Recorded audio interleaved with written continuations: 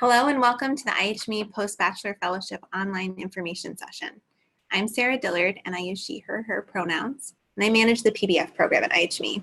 Catherine Lau and Hunter York, both third-year fellows, are joining me today. They're experts in the program and will be happy to answer any questions that you may have at the end of this presentation. This information session is intended to provide interested candidates with an overview of IHME and the PBF program, along with an opportunity to hear from current post-bachelor fellows.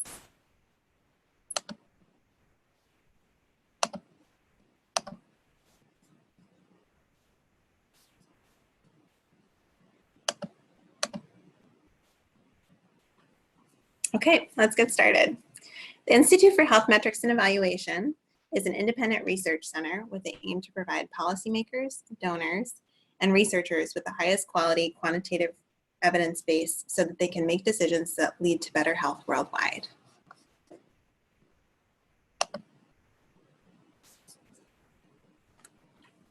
IHME is part of the University of Washington and is located in beautiful Seattle, Washington, a hub of innovation and health. Through our research, we strive to provide accurate and comprehensive information on population health while building a stronger foundation for strategic decision-making, ultimately ensuring better health for people worldwide. Our research is organized around answering three critical questions. What are the world's major health problems? How well is society addressing these problems? And how do we best dedicate resources to maximize health improvement? The pursuit of these answers is complex, and you can learn more by visiting our website. The work of PBFs has the potential to affect the health of people worldwide through the analysis of data and the development of new tools and methods. Fellows grow and develop as professionals by applying their knowledge and passion for health technology and data to advance health around the world. PBFs work collaboratively with a community of passionate researchers on small teams in a fast-paced, creative, and dynamic professional environment. The fellowship starts each year in September with an intensive multi-week training program. Fellows have the option to pursue a fully funded master's level degree through the University of Washington. The fellowship is a minimum 2-year commitment with the possibility of a 3rd-year extension for those pursuing the master's level degree. Importantly, this program incorporates close mentorship and advising from renowned, experienced researchers in global health. The program has 4 specific objectives: to strengthen individuals' quantitative ability to understand, develop, and apply sophisticated analytical methods, to nurture a PBF's ability to use technological and computational resources for maximizing research effectiveness and the analysis of data, to cultivate fellows' capacity to perform high-level independent and rigorous research, and to improve fellows' understanding of the population health landscape. To achieve these objectives, the PBF program is arranged to best facilitate learning, growth, and development. The fellowship has 3 intersecting elements: mentorship, education and training, and a professional position, which provide opportunities for formal and informal learning, professional and personal development, and avenues for applying skills and knowledge. The PBF program is composed of formal and structured educational activities that are designed to facilitate an ongoing learning environment and are intended to provide diverse learning opportunities that contribute to the acquisition of new knowledge and skills. Education and training activities are the mechanisms that introduce fellows to the concepts, software, and methods that they can later apply to their research. The PBF program places fellows in a unique and dynamic professional setting where they have the opportunity to participate in empirical investigations of health at various capacities and to engage with stakeholders from around the world. On research teams, PBFs apply and test existing concepts, strengthen skills, and develop mastery in a specific domain. It is this participation in actual research that bolsters a PBF's understanding of the full life cycle of research. So how one goes from a hypothesis to data collection, to analysis, to publication. The fellowship also includes a strong emphasis on mentorship. We define mentorship as an experienced professional providing continuous coaching and guidance to assist fellows' professional, personal, and career development, unlocking their natural ability to perform, learn, and achieve. We view every interaction between any staff member and a PBS as an opportunity for mentoring and coaching. This is understood throughout the organization. PBFs are assigned an advisor who oversees their work, but also provides support for professional, career, and personal development. Advisors help fellows develop competencies for successful performance as a researcher and help to identify pathways for success after IHME. PBFs are eligible to pursue a fully funded master's level degree through the University of Washington. The current Master's of Public Health and Health Metrics and Evaluation degree curriculum is composed of a set of core requirements, track requirements, electives, a practicum, and a thesis. Coursework is highly interdisciplinary, and PBFs take courses from across campus with a concentration of resources from IHME. IHME has also been involved in the development of a new degree program, currently set to open for applications next year, although this is still in the works. This degree would also be open for PBFs to pursue. More information about this program and MS in Health Metric Sciences will be available in the coming months. If fellows pursue a master's level degree, the PBF program is extended to a third additional year. PBFs who apply to a master's program at UW must meet the University of Washington graduate school criteria for admissions and apply to these programs early in their first year as PBFs. Applicants to the PBF program are not required to apply to a master's program and need not apply simultaneously. There are a few additional elements of the program that I want to mention. The first is that this is immersive. We see the PBF program as a residence program in population health where fellows dedicate 2 to 3 years to working hard, learning a lot, and ultimately making a positive impact on the world. Given the immersive nature of the PBF program, we see it as an experiential learning opportunity. Fellows have opportunities to apply and test their skills and knowledge in a professional setting through mentorship and coaching. We help fellows reflect on their work and develop new understandings, connections, and talents. We also hope to cultivate a community of practice. The PBFs represent a group of individuals who share a common interest in population health and a passion to make the world a better place. The PBF program is collaborative by nature. There is a great deal of peer-to-peer mentorship and a fluid exchange of knowledge and skills within a cohort setting. This community of PBFs is a key source of growth, support, and hopefully fun. In addition, we work hard to build a community of alumni who are continuously engaged in the field and continue to share knowledge and skills with younger PBFs. Lifelong learning. We also hope to instill a sense of curiosity and self-motivation in all our fellows. We help PBFs understand how they learn and discover their own strategies for knowledge and skill acquisition. We believe that the PBF program prepares fellows to tackle challenges they may face in any new professional or academic setting.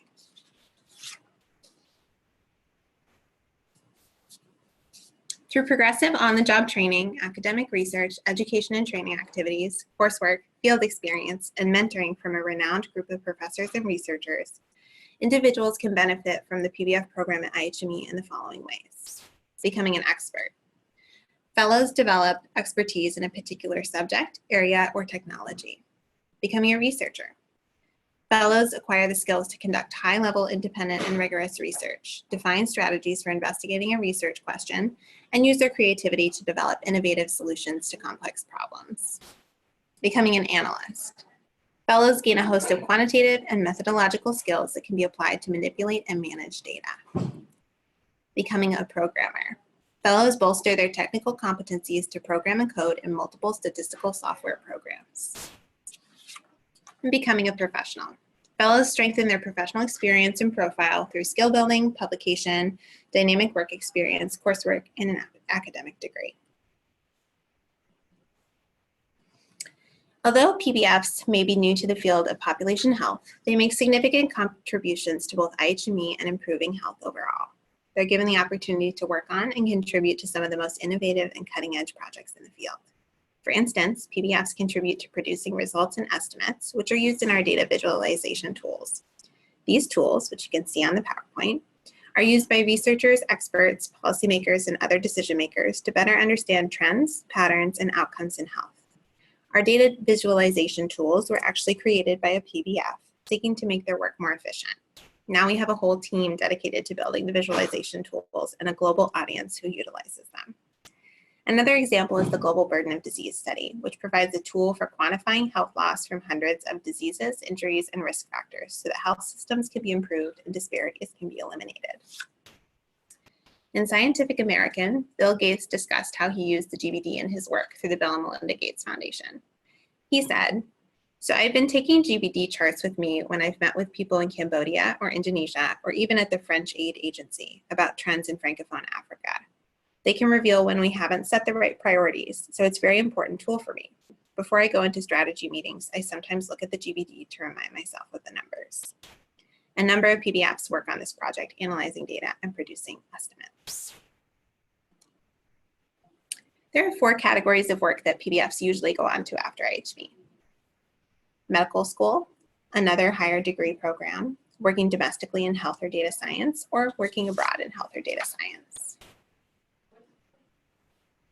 The basic requirements of the PBF program are that applicants have a bachelor's degree and no previous graduate training, strong quantitative and analytical skills, an interest in research and population health, and we do not require any applicant to have a background in population health or any related field. And lastly, the ability to work in the United States for at least 2 years without sponsorship. So how do you apply to the PBF program?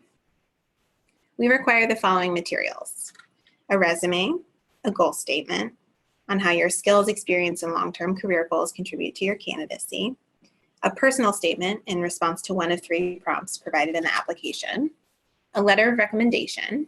It's best if this letter of recommendation is from a professor or a professional familiar with your coursework or research, an unofficial academic transcript followed by an official transcript if accepted to the program, an analytical thinking exercise where you are not tested on knowledge, but rather on your ability to think analytically, and a complete application form through our website. The application review timeline is as follows. The deadline is January 6th. Interviews run from February 1st and 2nd through February 8th and 9th. And PBF positions are awarded in early to late March. The interview dates are also available on our website.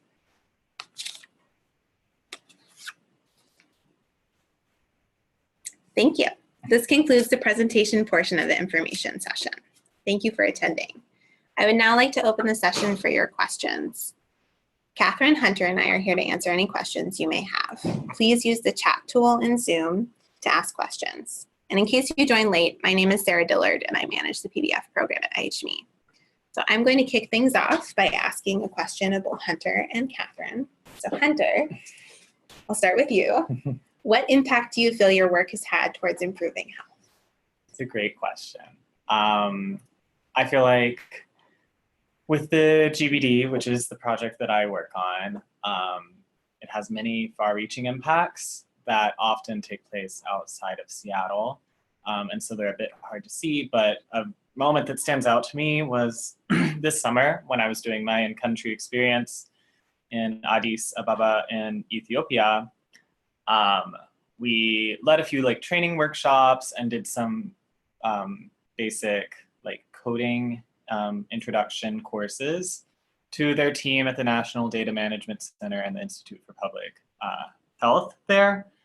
And the respect that they had for the IHME as a whole and the GBD in particular was very, very surprising. I realized we are a big name in the global health field, but seeing how much they respected us and how much they valued both our numbers and the tools we could give them to make their numbers better in-house.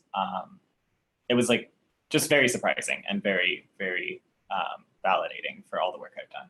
Yeah. Thank you. Catherine, what is the most important thing you've learned at IHME so far? So I also work on the GBD on a very different project than Hunter. But I think in general, across teams, the most important thing I've learned has been about critiquing research and numbers that are put out. I think before I came to IHME, you see global statistics, 1 in 5 people suffer from this disease.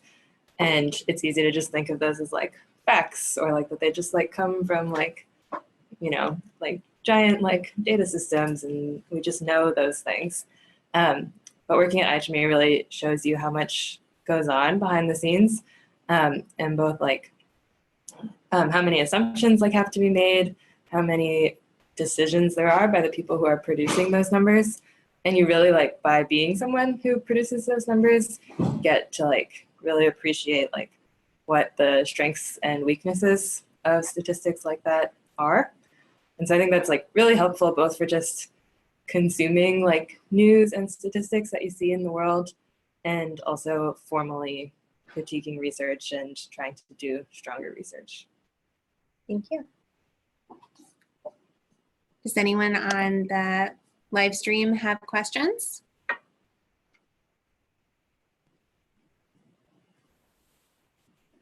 Feel free to go ahead and say them if you have them as well.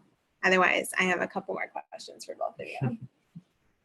Okay, so Hunter, you mentioned your in-country experience, and to give a little bit more context to those who are joining, after their second year, PBFs are able to go experience fieldwork, as I mentioned in the presentation, in a low resource setting. And so Hunter went to Addis Ababa in Ethiopia and worked with some of our partners there. And Catherine will be going in the winter as well. And so I wanted to provide a little bit of context for that. Hunter, I know that you've also attended a conference, is that correct? Mm-hmm. Can you speak a little bit about that experience? Yeah, I actually attended two, and so one was supported by my team and not just the PBF program. But I attended the Consortium for Universities in Global Health annual meeting in Chicago last year, this year, but last academic year in Chicago. And then shortly after, I attended the Population Association of America annual meeting in Austin, Texas in April.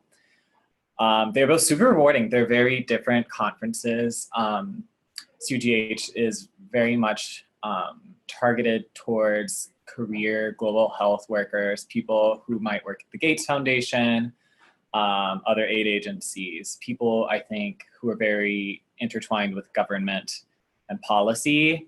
And so it's a little different, I think, from like the American Public Health Association, which is very geared towards like community-based research. However, that's a conference I could have also gone to. At both of my conferences, I presented a poster, and then at PAA, I also gave an oral presentation, which is a bit of a step up. Both were super good experiences for me to get practice presenting in front of people. PAA is the best conference you can go to as a sociologist or demographer, which has been critical for me in my career track. And so I was very fortunate to be selected for a poster and an oral presentation. And yeah, you get to meet a lot of people. PAA had a lot of attendees from IHME going, and so I was also surrounded by a lot of people from work who I was able to network with using their colleagues also at PAA. So yeah, overall it was an amazing experience. Thank you. We got a question in the chat. Do PBFs have the opportunity to work internationally or work with other international organizations? Question is yes. That usually comes in the form of the in-country experience, which I mentioned, and happens after the second year for a PBF. And then there's also the opportunity to apply for funds to attend a conference. And so the PBF program itself sponsors one of those per PBF, and then sometimes PBS will also go with their teams as well. And those conferences don't have to be international, but they can be. And then the third kind of opportunity that PBFs may have the option to pursue if they stay in the program for 3 years is what we call an expert shadow, where PBFs shadow a senior faculty or staff member to one of their meetings in global health. So that might be a meeting at the WHO or at the UN or something smaller in their field, where PBFs go along with that senior staff or faculty member and help them prepare for the meeting and get to attend. And so again, that one doesn't have to be international, but often is. Those are the usual opportunities that come up for PBFs. Catherine, I have another question for you while we wait for some on the chat. You're enrolled in the MPH program. Can you speak to your experience in that a little bit? Sure. So like Sarah mentioned, you apply for the MPH once you get here, and you start taking basically 1 to 2 typically classes a quarter. And it is an MPH in health metrics specifically, so it has a good number of like quantitative statistics type classes where you learn about methods, and then also like classes that are more about like the big picture of global health, like what are the types of problems we are trying to solve, what are things we should think about. I have really enjoyed most of my classes at UW. I think it's a great opportunity to meet other people who are interested in public health and global health. To the question about working with international people, there are a good number of international students who are in the School of Public Health and in the global health classes. And I've had some really interesting experiences having discussion groups or group projects with people who have done really different things than I had before coming to the PBF program. So I think it's a really good complement to your work. You definitely, I think, learn more about the methods when you have to actually apply them at IGME and make, a giant data set work with whatever that method is. But the classes really help with like the theory and thinking more about the application if you wanted to do work beyond IGME after this. Thank you. We have another question in the chat. What do you think has been the biggest challenge of your position, Hunter? Good question. I think the biggest challenge for a lot of people will be mainly a product of your first position as an actual working employee. I realize some PBFs do come from other places, like Catherine. She worked somewhere else before here. But the transition from undergrad to working full-time and going to grad school is a bit surprising. Having to navigate a working environment, having to deal with colleagues who are at very different skill levels than you is sometimes challenging, but also it's very rewarding and it encourages you to grow your skills very quickly because typically PBFs are entrusted with a lot of work that's very critical very early on. And that's because I think IHME as a whole trusts the PBFs with what they give us, even if we're not necessarily ready to tackle it immediately. They know that we will learn quickly and be able to do it soon. And so the learning curve is steep, but there are so many resources to help you up that learning curve that it's really not a big deal. And in fact, I think it's very intentional because, as Catherine said, it's really the best way to learn very hard quantitative skills. What about you, Catherine? I would echo everything Hunter said for sure. I think an additional thing I would add is that there is a lot of jargon and there's a ton of IHME acronyms, there's a ton of statistics jargon, methods that IHME has developed that you will never have heard of, even if you were a statistics major. And there's just a lot to pick up on at the beginning. But I think there definitely is a very supportive community of other PBFs to help you with that, and also people on your research team and just resources at IHME. And I would just say to not be daunted by it, because even when you feel like you don't know a lot of the words that are being used, there's definitely other people around you at work that also don't really know what those words mean and are maybe just going along with it, but really appreciate it when you ask the question. Every time I feel like I've asked a question in a meeting, even if I thought it was kind of silly, there is always someone else in the room that didn't know and appreciated someone asking the question. It's really good life advice, truly. What has surprised you most about the PBF program that you didn't know when you were coming into it? So I came into the PBF program as a pre-med. I was on track to matriculate, I guess, this coming fall. And I surprised myself by not following that trajectory.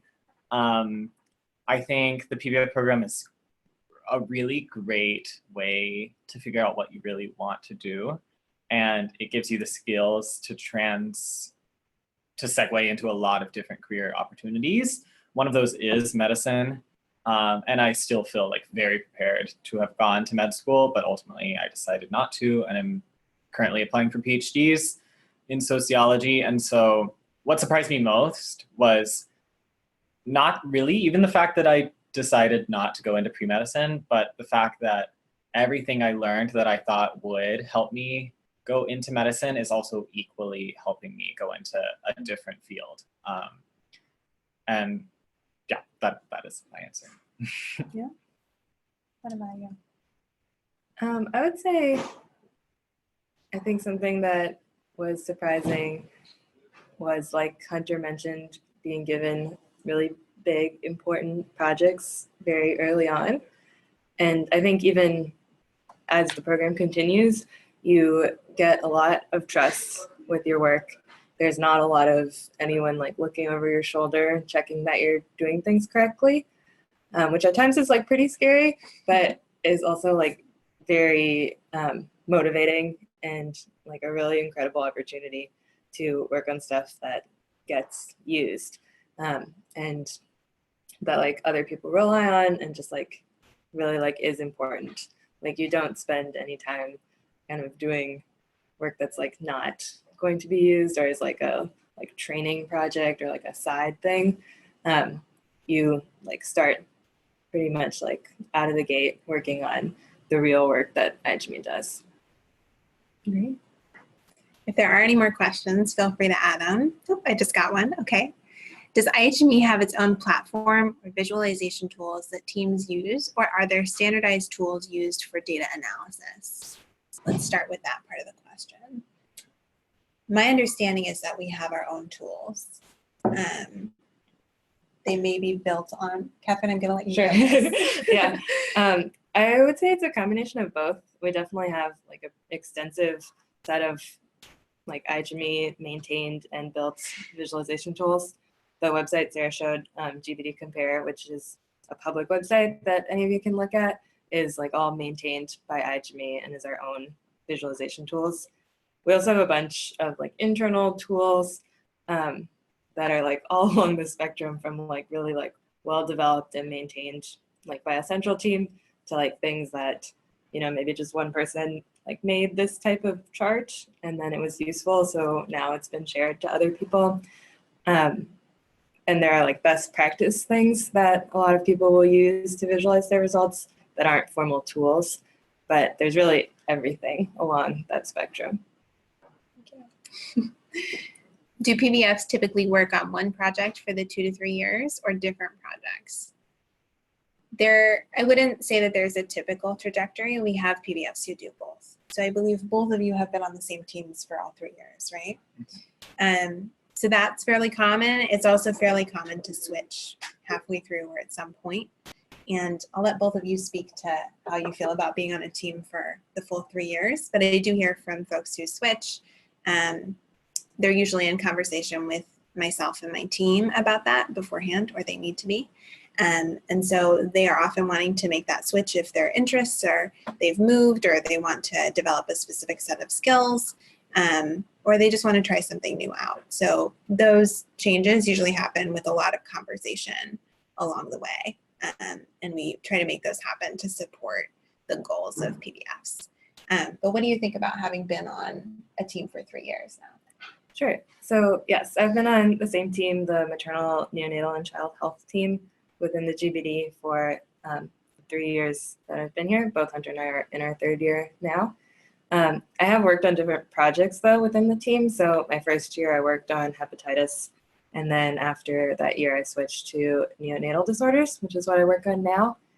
And I really like being on the same team in terms of I've developed a really good relationship with my supervisor and with other people on my team that I feel like makes me more efficient at my job because I don't know, we all just kind of have like a good working rhythm and like really good communication at this point. And so feels like it's a nice, like comfortable base to do more exciting work because I'm like comfortable with the environment I'm working in. And I would also say, I think if you are like working on a project that you're not that interested in, most like of your faculty leads are really open to trying to help you like tweak it or find other like aspects of it that might be more interesting to you. So it's a good thing to think about as you're working on projects and be proactive in communicating with your faculty lead And with Sarah, if you feel like you maybe like learned all you can from one thing and are looking for something new. I do want to key in on one thing that Catherine said, which is, I think, kind of a third category where within each team, there's a lot of latitude of the work that people do. So as Catherine mentioned, you might work on something very different that's technically within the same team. So there's that in between as well. Hunter, what do you think about having been on education for 3 years?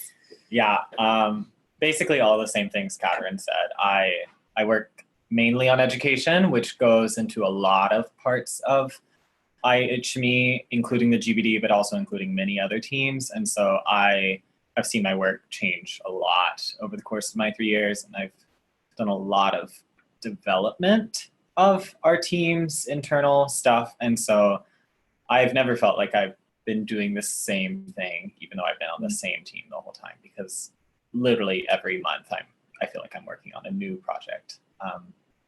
But I've been in talks with my advisor about moving simply because she was worried that I was stagnating, and she wanted to ensure that I was really doing what I wanted to be doing and developing the skills I needed.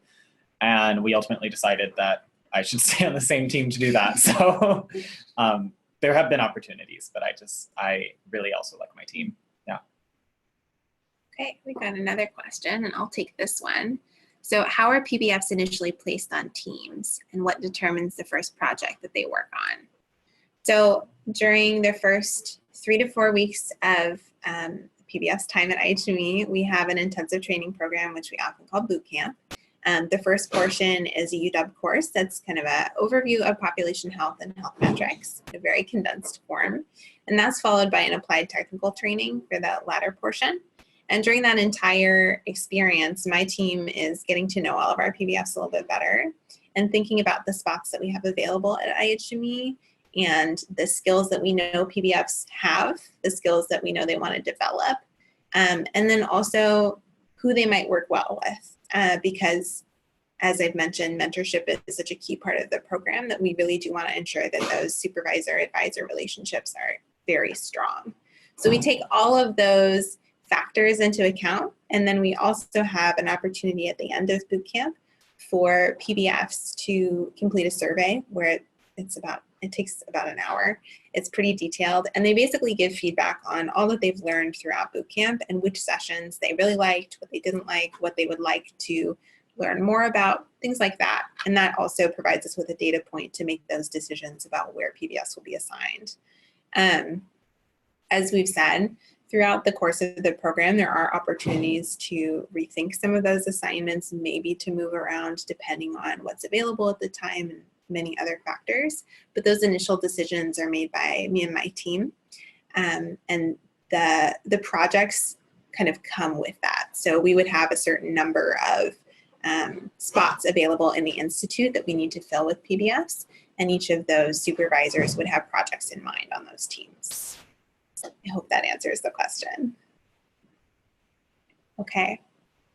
Thank you. Anything else? Okay. Trying to think of what else I'm often asked.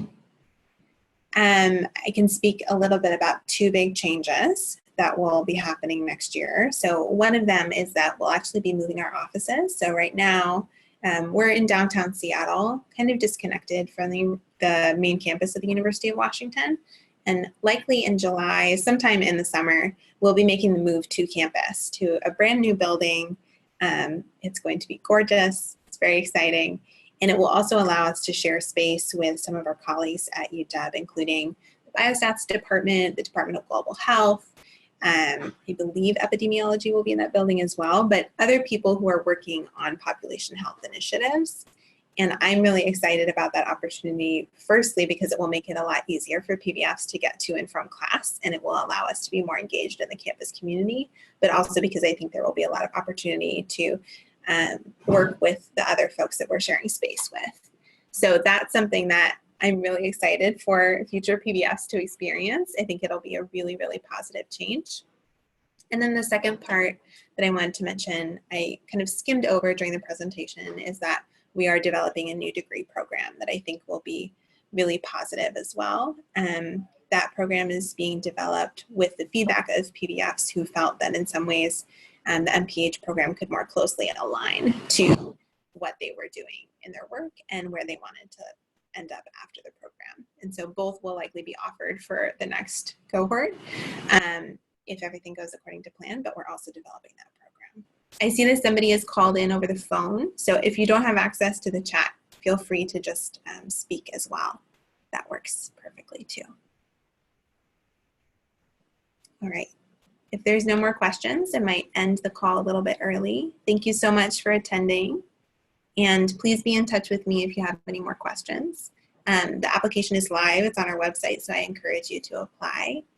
And it's due January 6th. Thank you so much. Bye.